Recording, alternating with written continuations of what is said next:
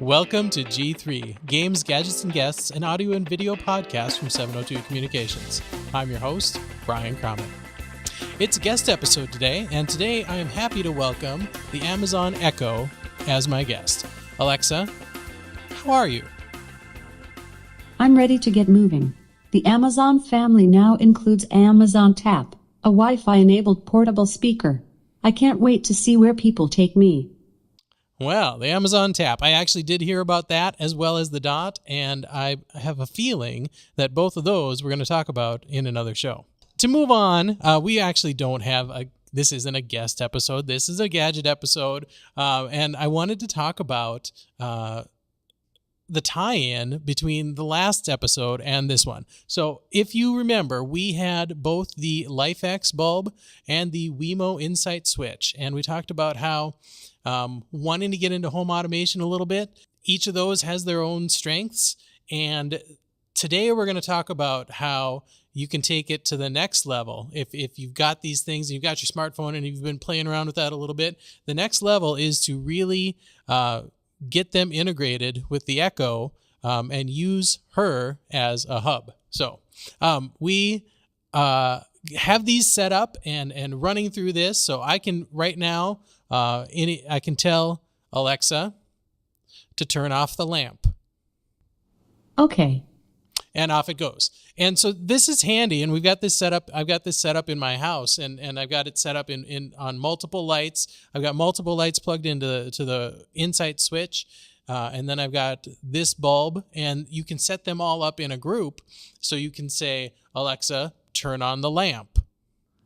Okay. And if you've got them all set up in a group called lamp, it's going to turn all of the lights on, or it's going to bring all the lights down. And for some things, that's all the Insight switch can do. For instance, the LifeX bulb, actually, there's more things that it can do, and it's got what's called in the Amazon app skills, which is really, I'm sure, just some sort of API. But it's going to, with a certain set of commands, you can make the LifeX bulb do more through voice command. So it's not 100%. So I'm going to just warn you, if it doesn't work this first time when I try it, I've seen that happen before, but it does work pretty well most of the time. So Alexa, tell LifeX to make the lamp red. Please try again with the device name and setting. Alexa, please tell LifeX to make the light red. Changed color on all lights to red. And so you saw the difference there. The first time I said lamp, the second time I said light, and you got to remember what you've got all your bulbs and such named in order to really use it. But so that's kind of cool. And then you can tell it to dim. Alexa, tell LifeX to make the light dim. I found several devices matching that name. Which one did you mean? So it's okay. All right. I will admit, cancel. Sorry, I couldn't find a device or group named, so it's okay. I will admit canceling Brian's profile. These are the beauties of being on the cutting edge of this technology. But if you use it for the basic stuff, and I think that a lot of people do, and I have definitely seen that. I'm most interested in just having the lights come on, come off.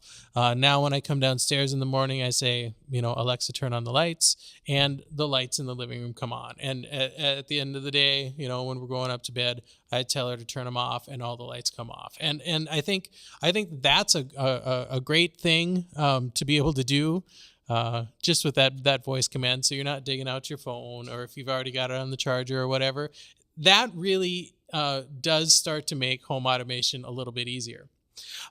Aside from what she said at the beginning about the Tap and the Dot, Amazon did also have a new announcement this week that I was very excited about.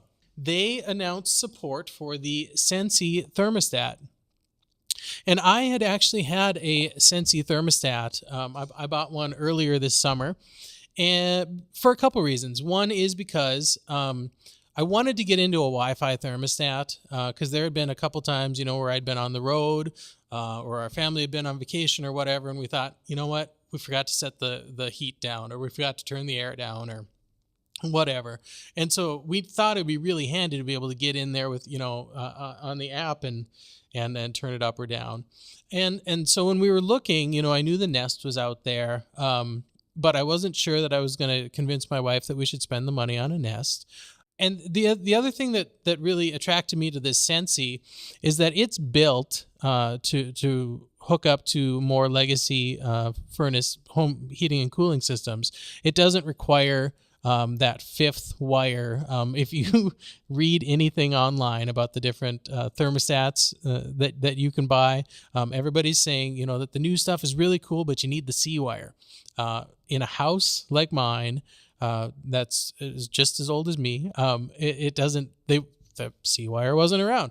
And so this one not having or not needing the C wire was very attractive to me. It was also attractive to me because it was about half the price.